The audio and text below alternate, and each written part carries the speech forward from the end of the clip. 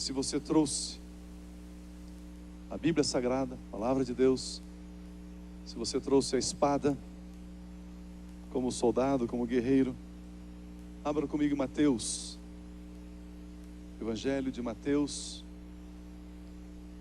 capítulo de número 18.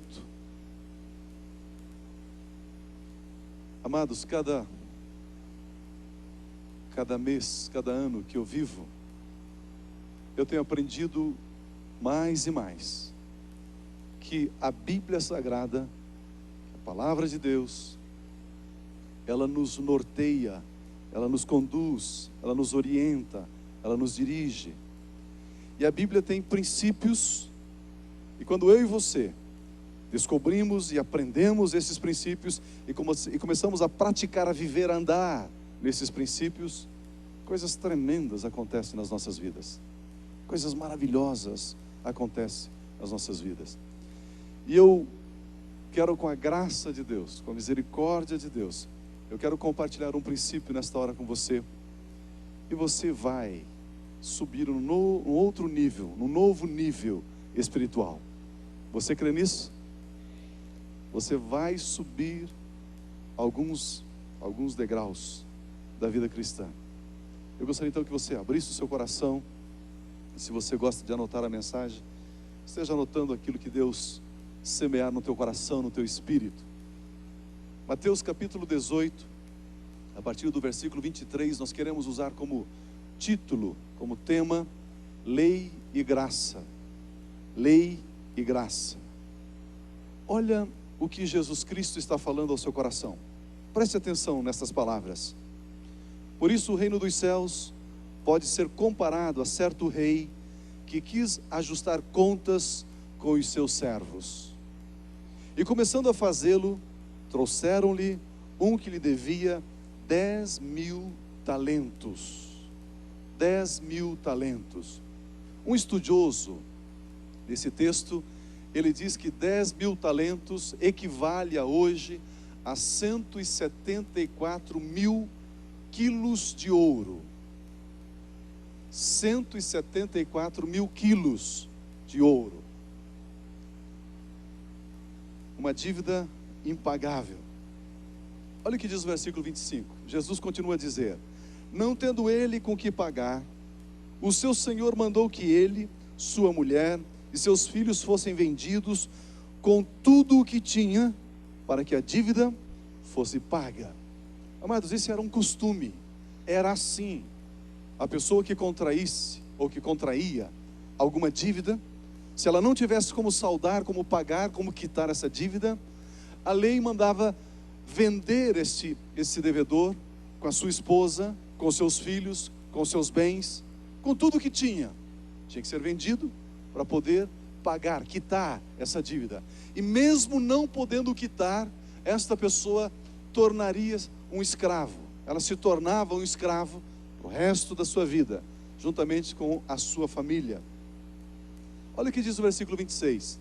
Então aquele servo que devia 174.000 quilos de ouro, prostrando-se, o reverenciava, dizendo: Senhor, seja generoso para comigo, e tudo te pagarei. Então o senhor daquele servo, movido de íntima compaixão, mandou-o embora e perdoou-lhe a dívida. Repita comigo: perdoou-lhe a dívida. Mais uma vez: perdoou-lhe a dívida. Agora repita assim: perdoou-me a dívida. Mais uma vez: perdoou-me a dívida. Quando este servo que recebeu o perdão dessa dívida, de 174.000 quilos de ouro, quando ele saiu da presença do rei, ele encontrou um dos seus conservos, que lhe devia 100 denários, que lhe devia menos de 30 gramas de ouro. Ele encontrou alguém que lhe devia menos de 30 gramas de ouro. Olha o que ele fez: lançando mão dele, sufocava-o, dizendo: paga-me o que me deves. Ele recebe um perdão de 174 quilos de ouro, e ele encontra alguém que lhe devia menos de 30 gramas de ouro, e o texto no grego diz que ele voou no pescoço desse cidadão, e ele então prendeu o pescoço, sufocava, ele então estava maltratando, sufocando essa pessoa. Ele, porém, olha o versículo 29, então o seu companheiro, prostrando-se aos seus pés, rogava-lhe: seja generoso para comigo e tudo te pagarei. A mesma coisa que ele havia dito para o rei, alguém agora diz para ele: seja generoso para comigo e tudo te pagarei. Ele, porém, não quis. Diga comigo, ele, porém, não quis. O texto continua dizendo: antes foi encerrá-lo na prisão até que saldasse a dívida.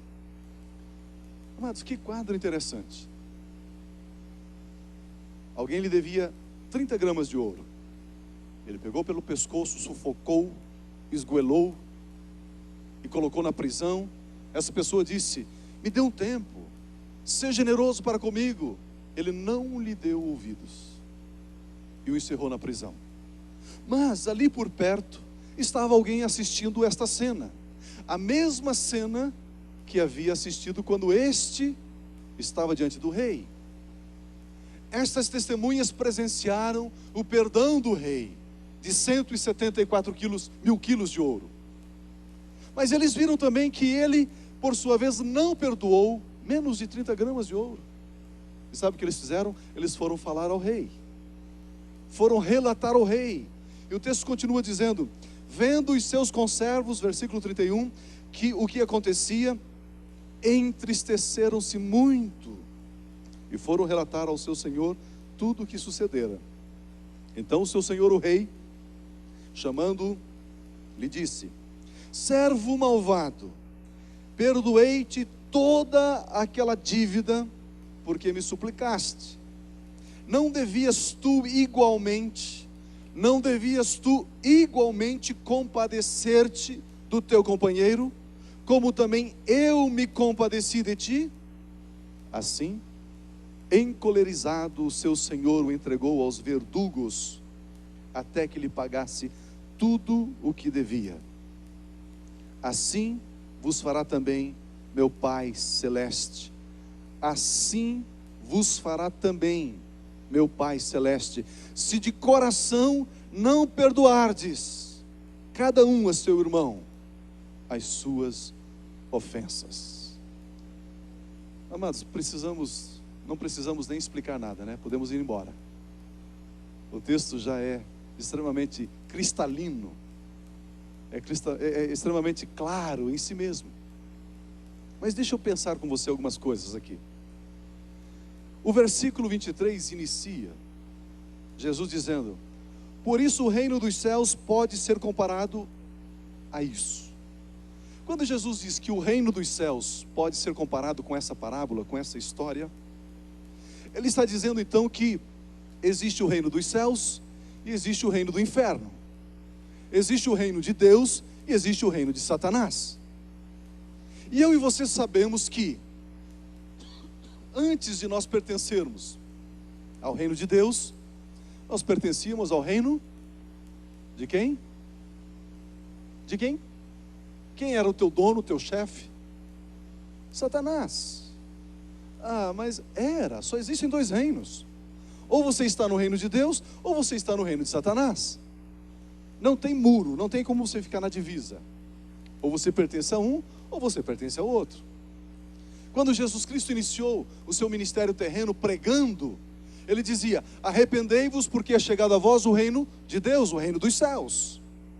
E sabe o que aconteceu? Jesus morreu na cruz, verteu o seu sangue para resgatar a mim e a você do reino das trevas e para nos transportar para o reino do Filho do seu amor, para o reino de Deus. E eu e você e todos aqueles que um dia abriram seus corações, recebendo Jesus como Senhor da sua vida, confessando com seus lábios que Jesus havia morrido na cruz pelos seus próprios pecados, todas essas pessoas, a Bíblia diz que são salvas, que agora estão no reino de Deus. Mas agora que você pertence ao reino de Deus, você precisa entender que no reino de Deus existem princípios, existem leis, existem alguns costumes, existe um padrão de conduta. Você não pode viver agora no reino de Deus da mesma maneira que você vivia no reino das trevas. No reino das trevas você tinha um linguajar, no reino da luz, no reino de Deus você tem outro. Lá você usava algumas palavras, lá você tinha um vocabulário, agora no reino de Deus você tem que ter outro vocabulário. Lá você usava alguns tipos de roupas, agora no reino de Deus você usa outro, o seu traje é diferente.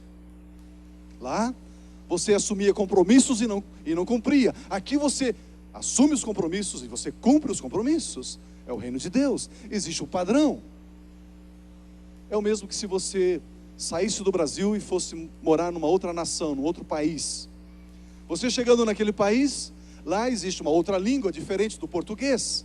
Então, para você se comunicar, você teria que falar aquela língua, aquela linguagem. No reino de Deus, para você se comunicar com Deus, você tem que falar na linguagem do reino de Deus. Naquele país, existem leis diferentes, leis do trânsito, por exemplo, e você tem que se submeter às leis do trânsito daquele país. Você não pode dirigir lá como se dirige no Brasil, é diferente. Lá diz 40 km por hora, se o guarda te pegar com 41 por hora, você é multado. Se você for pego a segunda vez, você fica sem dirigir. Não, mas seu guarda... Não, não tem. É diferente. Lá é diferente. É exatamente isso, como se você viesse para um outro reino, para uma outra nação. Quando Jesus diz, o reino de Deus é semelhante, Ele está nos ensinando, nos instruindo, como eu e você deveremos nos comportar no reino de Deus. Porque se você repetidamente transgredir as leis e o padrão do reino de Deus, você poderá ser punido. É assim. E esse texto está falando que o reino de Deus é semelhante a essa história. A história de um homem que tinha uma grande dívida. Ele devia 174 mil quilos de ouro. Impagável. Não tinha como pagar isso. E ele chega para o rei no dia de prestação de contas, e o rei vem cobrá-lo, e ele diz, seja generoso para comigo. E o rei, movido de íntima compaixão, perdoou. Diz, ok, não precisa me pagar, você não me deve mais nada. Ele saindo dali, ele encontra alguém que lhe devia menos de 30 gramas de ouro, e diz, você vai ter que me pagar, mas seja generoso para comigo. Não, coloque ele na cadeia, até que ele me pague o último centavo. E o texto diz que o reino de Deus é assim. O que Jesus está querendo dizer com isso? Jesus está querendo dizer que quando eu e você estávamos no reino das trevas, nós estávamos vivendo debaixo da lei. Quando nós entregamos as nossas vidas a Jesus, Ele nos chamou para o reino da graça. Nós estávamos debaixo da lei e agora Ele nos chamou para a graça. E o que é graça? É difícil nós entendermos graça, mas eu quero usar uma ilustração, talvez possa representar um pouco do que é graça para você. Imagine você casado, multimilionário, muito dinheiro. Pode imaginar isso? Pode? Agora aumente ainda, mais dinheiro ainda. Você casado com muito dinheiro. E você tem um filho único, uma criança de 9, 10 anos de idade. Em determinado dia, você tem que se ausentar da sua casa e você tem que ir passar um dia fora com a sua esposa, com o seu esposo, resolver alguns negócios. E você deixa a sua criança, o seu filho em casa com a babá, com aquela pessoa que está administrando, cuidando da sua casa. À tarde, ao regressar, ao se aproximar perto da casa, você vê carros de polícia, as luzes ali ligadas, você vê ali carros de ambulância, você vê a imprensa, muita movimentação, e você fica apreensivo, inseguro. O que será que está acontecendo? É na minha casa. Quando você se aproxima e chega, aquelas pessoas que estão ali não querem permitir que você entre, porque aconteceu uma tragédia. Entrou uma pessoa, um ladrão, um bandido na sua casa, para assaltar a sua casa. Encontrando a sua criança, o seu menino, ele matou o seu menino. Ele não somente matou, mas ele também esquartejou a sua criança. Ele cortou aos pedaços a sua criança. Está ali, num dos cômodos da casa, aquela cena indescritível, de horror, de tristeza, de angústia. Você chega, entra e vê aquela criança que você tanto amava. Aquela criança que você amava o sorriso, que você amava o jeitinho dele, amava a sua voz, amava as suas brincadeiras, o seu abraço, o seu beijo. E você vê aquela criança ali, totalmente desfigurada. E vem aquele momento de dor, aquele momento de aflição, de perplexidade, de muita angústia.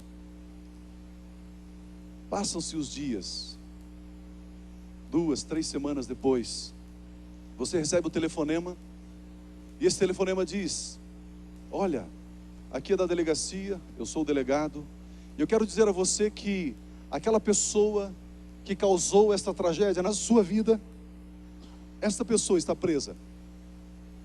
Eu gostaria que você viesse aqui à delegacia. E você vai até a delegacia. Você chega lá atrás das grades, está uma pessoa, 25, 30 anos, assustado, o seu olhar cheio de ira, cheio de ódio. E você pede para o delegado e diz: eu quero ficar um minutinho com essa pessoa. E o delegado lhe permite. Aí você se dirige a ele dizendo: olha, você entrou no meu lar, você entrou na minha casa, e você não roubou bens, você roubou aquilo que me era mais caro, mais precioso. Você levou meu filho, você o matou, você o esquartejou. E eu quero dizer 2 coisas para você. Olhando nos olhos daquele bandido, você diz: eu quero perdoar você pelo que você fez. Eu quero perdoar você pelo que você fez. E eu quero lhe dizer a segunda coisa: eu não quero somente perdoar você, mas porque o meu filho que você matou era filho único, ele era o herdeiro de tudo que eu possuía, de tudo que eu possuo. Eu quero adotar você como meu filho. Eu quero levar você para minha casa. Eu quero que você ocupe o lugar do meu filho na minha casa, que você venha herdar tudo o que eu tenho, tudo o que eu possuo. Isso é graça. Isso é graça. Dá para a gente entender um pouquinho? Dá para a gente entender um pouquinho? Quando Jesus Cristo estava sendo crucificado, quando a coroa de espinho havia lhe penetrado a sua cabeça, a sua fronte, quando a cabeça de Jesus estava inchada e ela tinha quase o dobro do tamanho, quando ele estava em agonia, em dores indescritíveis ali na cruz, eu e você estávamos matando ele com os nossos pecados. Eu e você estávamos dilacerando ele com os nossos pecados. Os nossos pecados estavam caindo sobre ele. E ele foi morto. O pai virou o rosto, não podia olhar a aflição que estava. Era uma cena horrível, era uma cena indescritível, era uma cena de muita dor, de muito lamento. O pai vira o rosto e no último suspiro ele diz: Pai, eu tenho sede, não de água, mas da tua presença. Eu tenho sede de comunhão, eu tenho sede de relacionamento contigo. Pai, nós nunca nos separamos e agora o Senhor está voltando o seu rosto.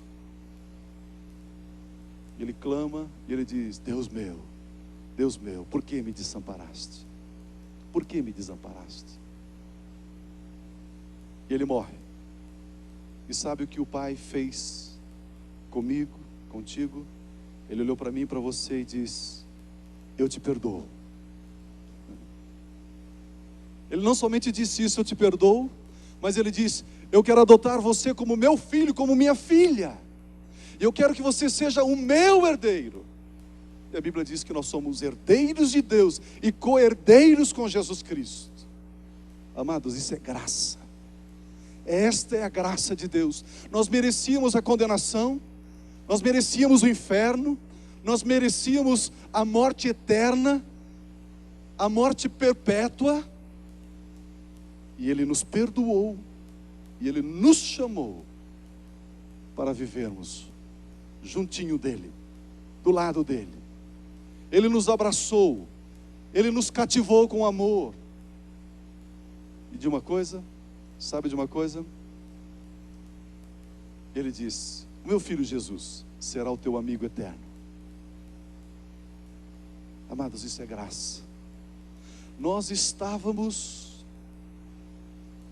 na lei, na condenação, na destruição. Tínhamos uma dívida impagável.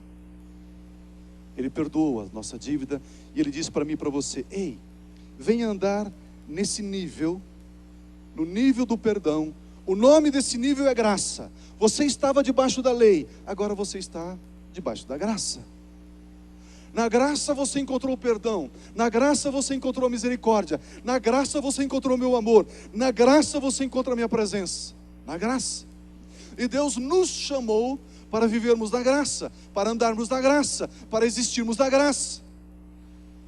Mas o diabo, ele fará de tudo para você sair da graça e vir para a lei. Ele vai envidar todos os esforços para você sair da graça e vir para a lei. Por quê? Porque se você estiver na graça, as tuas dívidas estão pagas, os teus pecados estão perdoados, você não deve absolutamente nada, porque você está na graça.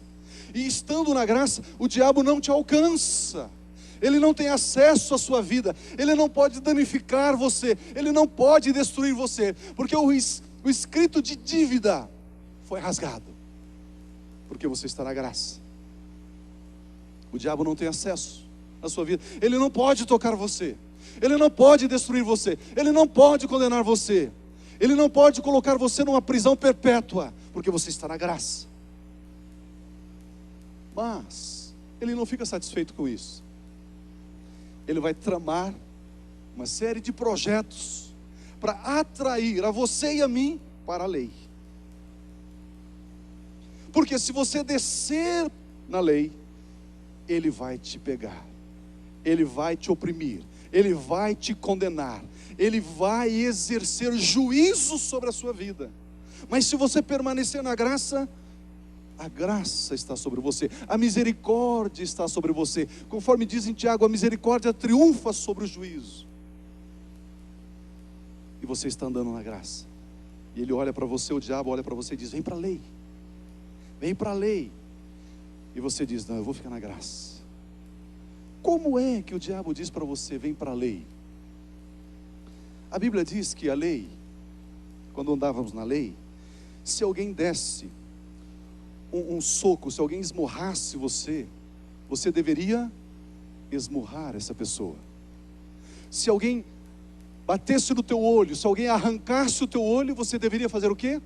Arrancar o olho da pessoa, não é? Olho por olho? Não é isso que está escrito na Bíblia? Se alguém quebrasse o seu dente, você teria que quebrar o dente da pessoa. Aí vocês ficariam quites, ficariam ok, empatados. Olho por olho, dente por dente. É assim que a lei diz.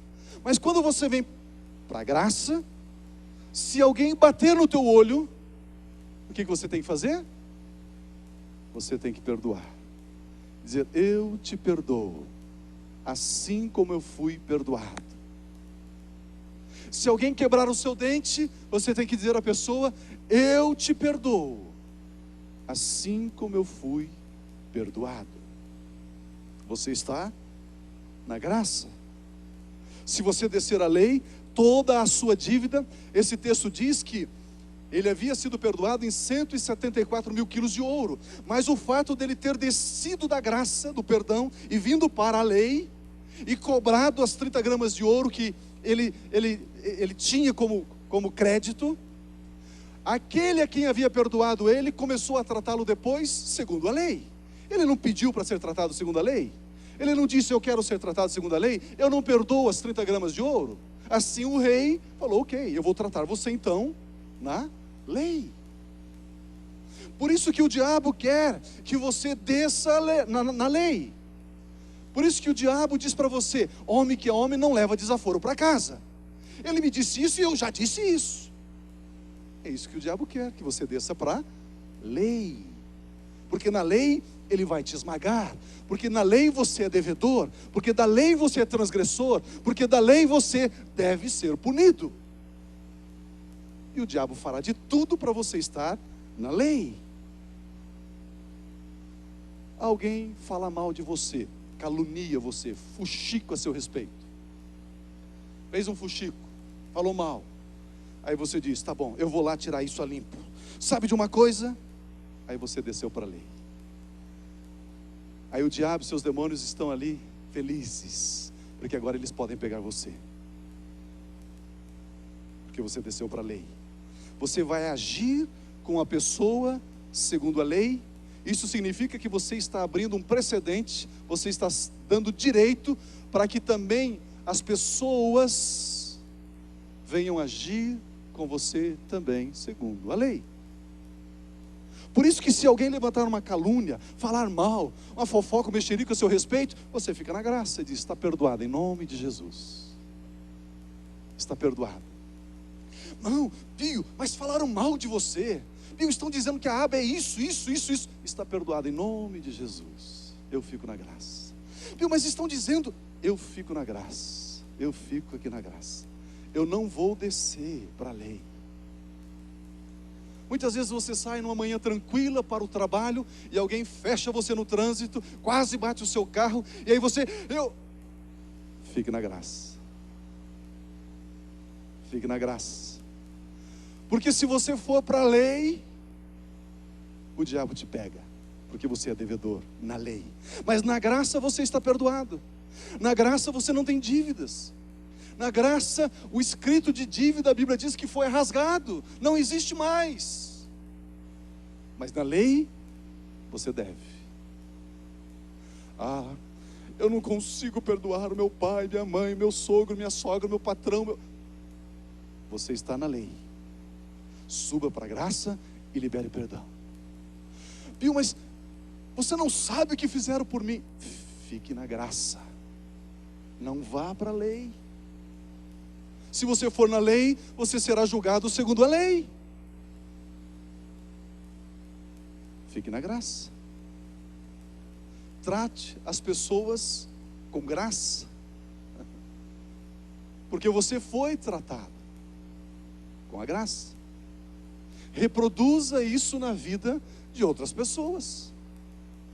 Amados, se nós cristãos aprendermos este princípio, se nós vivermos este padrão de vida cristã, amados, aqui está uma das armas mais poderosas contra o inferno. Pio, mas lá no meu emprego, era para eu receber aquela promoção. E aí fizeram lá uma politicagem, me deixaram à margem, e outra pessoa foi promovida no meu lugar. Eu não posso admitir isso. Se você quiser tratar isso segundo a lei, vá. Porque todas as vezes que você está plantado aqui na graça, ali embaixo existe Satanás e seus demônios num coral afinadíssimo, com todas as vozes. Eles cantam dizendo: desça, desça, desça, desça, desça. Tem contralto, tenor, baixo, barítono, tem tudo. É um coral até assim, meio que de sereia, né?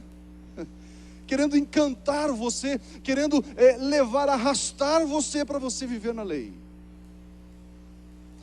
Mas o meu marido me disse isso, eu não posso admitir, eu vou. Fique na graça. Mas a minha esposa agiu assim comigo, então fique na graça. Mas o meu professor, ele foi injusto com aquela nota, fique na graça. Se alguém bater no teu olho, diga assim: Jesus, está perdoado se responsabilize pelo meu olho. Aí Ele vai curar o teu olho, Ele vai te dar um olho novinho, talvez até mais um, e mais um, e mais um. Pelo menos você terá os olhos espirituais abertos.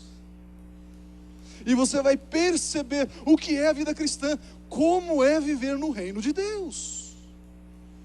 No reino de Deus é assim. Eu não falei para você que você ia sair daqui num nível mais alto?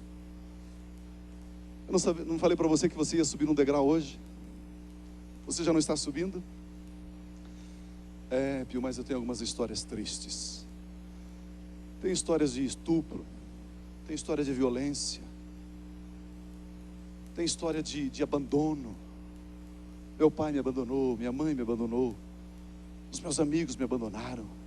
Como eu poderia perdoá-los? Fique na graça e libere perdão. Fique na graça, porque permanecendo na graça, você recebe graça. Agindo na graça, você recebe graça. O inimigo das nossas almas fará de tudo para você descer na lei. Fará de tudo, de tudo, de tudo, de tudo. Mas olha o que fizeram contra mim. A Bíblia diz que eu e você temos um advogado. Eu e você temos o justo juiz.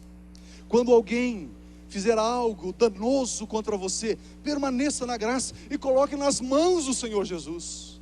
Diga: Senhor, assim como o Senhor me perdoou, eu também quero perdoá-lo. E permaneço na tua graça, Pai.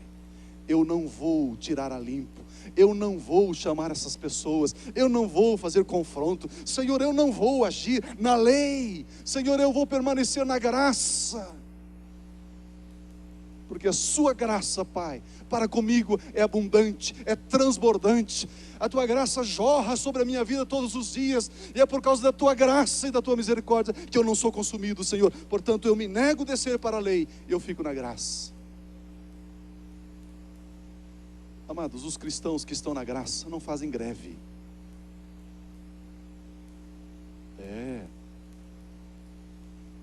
Se você é cristão e está na graça, você não faz greve. Você pode dobrar os seus joelhos e você pode orar a Deus. Você pode colocar as suas necessidades, as suas petições diante de Deus. A Bíblia diz: não andeis ansiosos por coisa alguma, mas em tudo sejam as vossas petições conhecidas diante de Deus com oração e súplica e ação de graça. É assim.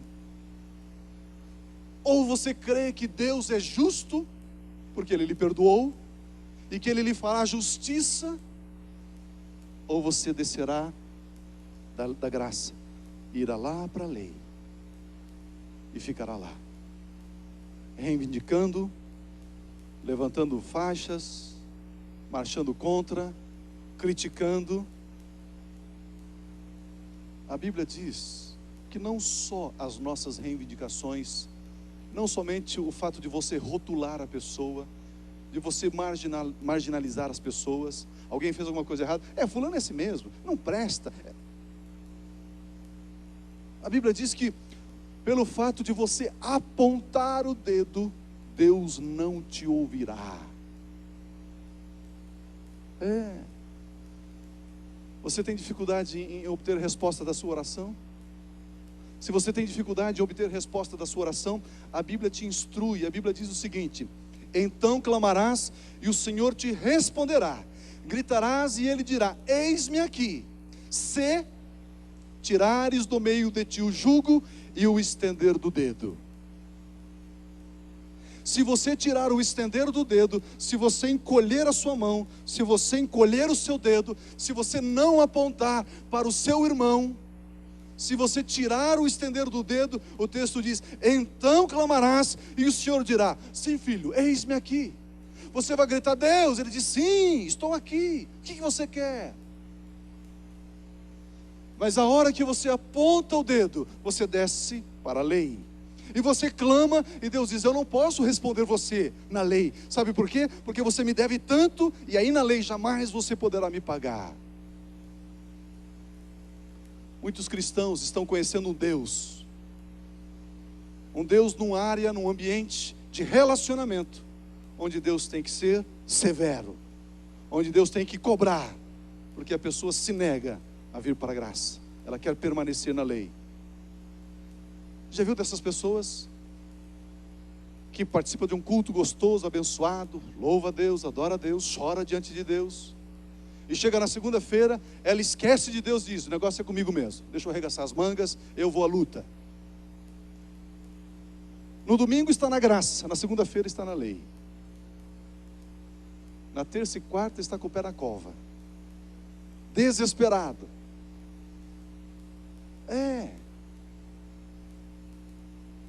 Você já percebeu que pessoas muitas vezes fazem os mesmos pedidos de oração? Por que quer que Deus opere na lei, ao invés de vir para a graça? Porque na graça, quando você ora, quando você pede, quando você busca, você aguarda na graça. Algumas pessoas querem comprar a graça de Deus, dizendo: se eu fizer uma campanha de 4 quartas-feiras, não sei do que, Deus vai me dar, porque eu determino, eu ordeno, Deus tem que dar.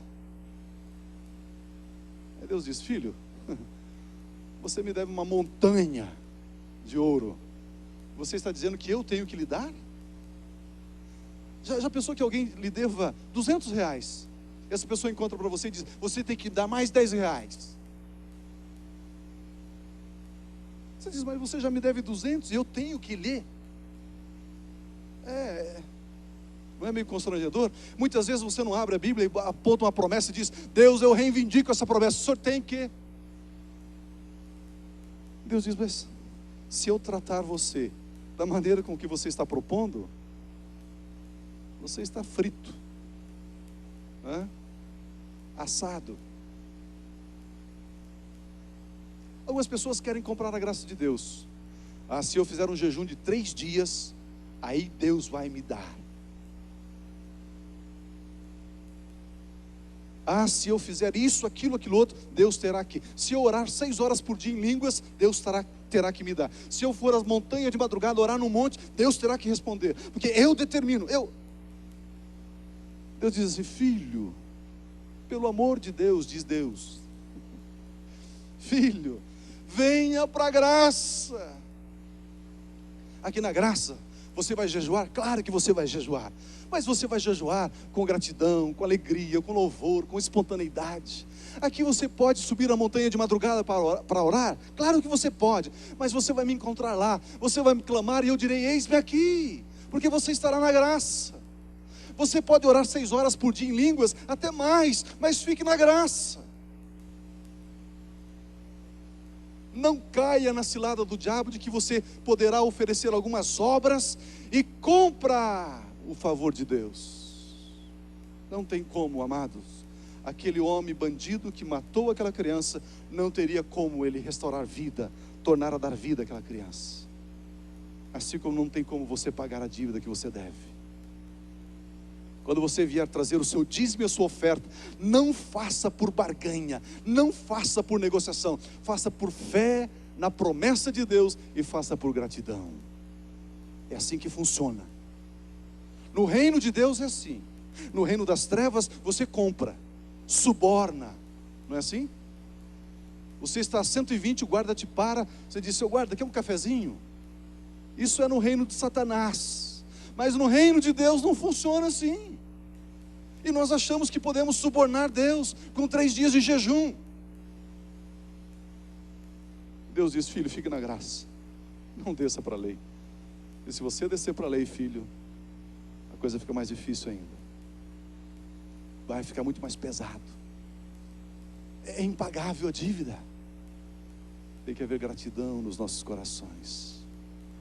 Amados, a gente tem que dizer: Pai, eu te louvo. Às vezes algumas pessoas dizem: Pio, aqui na aba vocês têm um louvor muito comprido. Às vezes eu digo: quanto tempo de louvor você acha suficiente para demonstrar gratidão por aquilo que Deus fez por você? Quanto tempo? Nós poderíamos ficar aqui, amados, 6 horas, 12 horas, 24 horas. Poderíamos ficar aqui semana inteira, mês inteiro, em pé, cantando. Isso seria insuficiente. Não teríamos como pagar. Por isso que nós ficamos aqui e nós queremos fazer isso de todo o coração, de íntima compaixão, dizer: Deus, eu te louvo. Jesus, o Senhor é o amigo eterno. O Senhor me cativou com chamada. O Senhor me amarrou com cordas de amor. O Senhor me atraiu, Jesus. O Senhor me chamou. Eu estava lá na lei, eu estava debaixo das ações de Satanás, e o Senhor me tomou pela minha mão, pelo meu braço direito, e o Senhor me colocou sobre a rocha da graça. Eu pertenço a Ti agora, Senhor. E eu sou grato, eu sou grato, eu sou grato, eu sou grato, eu sou grato, eu sou grato. Eu sou grato a Ti, Senhor. Assim como Ele te perdoou, a Bíblia diz que Ele não poupou o Seu único Filho. E Paulo faz uma pergunta de retórica dizendo: Ele não nos dará também todas as demais coisas? Se Ele entregou o Seu único Filho para nos resgatar, para nos salvar, Ele não nos dará também todas as demais coisas? Eu vejo que, amados, nós andamos ansiosos, porque nós queremos respostas eminentemente materiais, e aí então nós, em detrimento às respostas espirituais, denegrimos Deus e ficamos tristes com Deus. Você já ficou com bico com Deus? Bicudinho assim? Eu não vou nesse culto, Deus não respondeu a minha oração, eu não vou também. Você já fez isso? Já ficou de mal com Deus? E você pode ficar. Ele tem a eternidade. E você?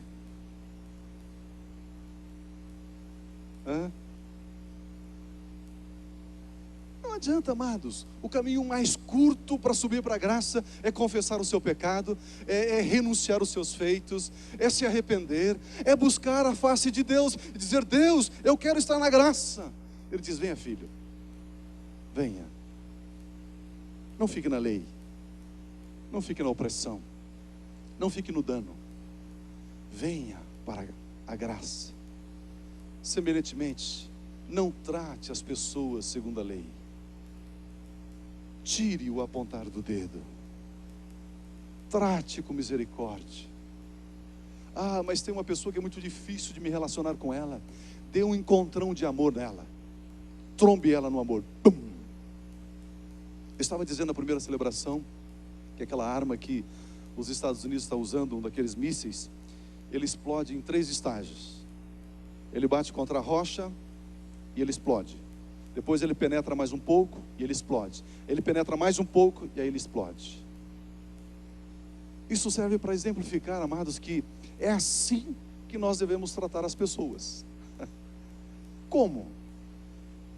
A primeira explosão é a explosão do amor de Deus Pai. Aí penetra mais um pouco. Aí vem a segunda explosão, que é a explosão do amor de Deus Filho. Aí vem a terceira explosão, que é a explosão do amor de Deus Espírito Santo. Não há rocha que resista.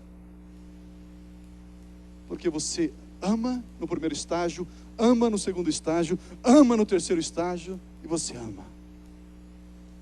Tem um encontrão numa pessoa que está te rejeitando, tem um encontrão de amor, de carinho, de afeto, importar-se, preocupar-se. O amor é irresistível, amados. Graça de Deus. Eu quero encerrar usando um exemplo. Vem cá, amado. Eu quero usar esse exemplo aqui. Ele já vem municiado. Isto. Vamos descer aqui na lei. Vem cá.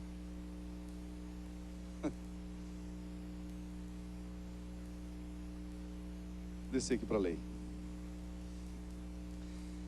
Eu falei mal dele. Levantei uma calúnia, menti, distorci os fatos. Aqui está a calúnia que eu fiz contra ele e ele pegou a calúnia. Aqui está a manipulação. Aqui está os palavrões que eu lancei contra ele. Eu xinguei ele, eu maltratei ele. E ele também absorveu e disse: eu estou ferido.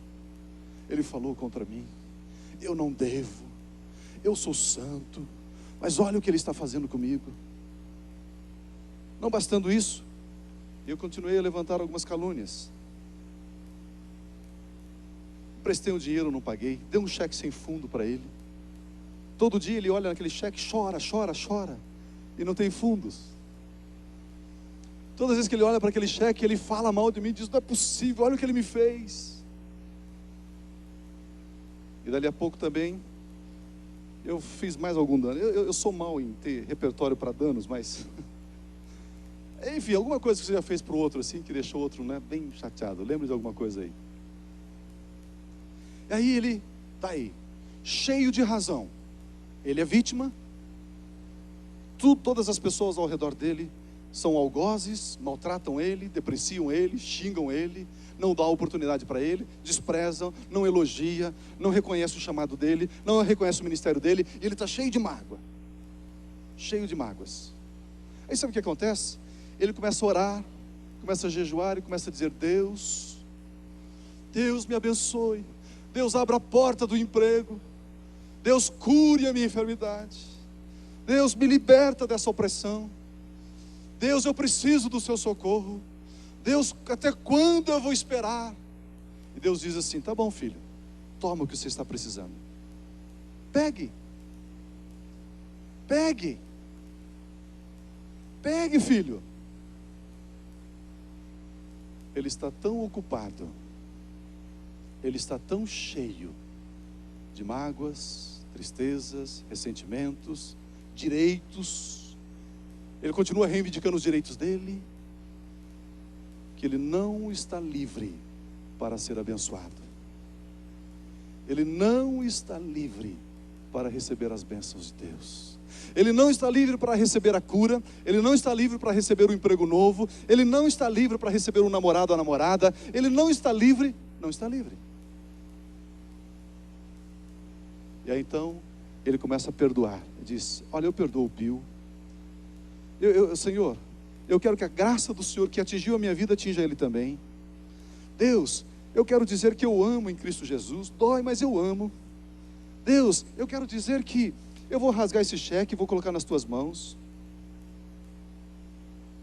E aí ele chega e diz assim: Deus, eu preciso do seu favor. E Deus diz: está aqui, filho. Agora ele pode pegar. Sabe por quê? Porque agora ele saiu aqui da lei e ele veio aqui para a graça. E quando ele sobe para a graça e ele ora a Deus na graça, Deus estende o favor e ele pode ser abençoado. Amados, liberar perdão é no mínimo ser inteligente. No mínimo. Mas e aquele... É no mínimo ser inteligente. Pior é que você não conhece a minha situação, você não conhece a minha realidade, você não conhece as minhas dores, as minhas fobias, as minhas angústias. Perdoe. O que alguém está devendo para você é infinitamente mais. É 0,000002% daquilo que você devia para Deus. É nada, é ínfimo. Mas a hora que você libera perdão, a hora que você invoca a graça, obrigado, amado, você se abre para receber o toque de Deus. Você se abre para receber o favor de Deus. Eu conheço uma pessoa, há anos atrás, ela veio para Jesus, muito amarga.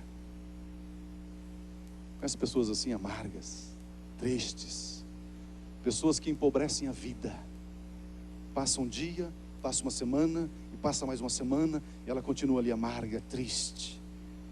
Ela vai vivendo a vida de uma maneira pobre, mesquinha, egoísta. Ela nunca dá um sorriso, nada está bem para ela. Ela estava vivendo assim, em fel de amargura, em tristeza. Nada do que alguém podia fazer por ela e para ela era suficiente. Nada. Ela veio para Jesus e começamos a ensiná-la o princípio do perdão. Começamos a ensiná-la o princípio da graça de Deus. Mas ela dizia: eu não posso perdoar a minha mãe, de jeito nenhum. O que ela fez para mim é imperdoável. E ela tinha no seu braço um eczema, uma alergia, um problema.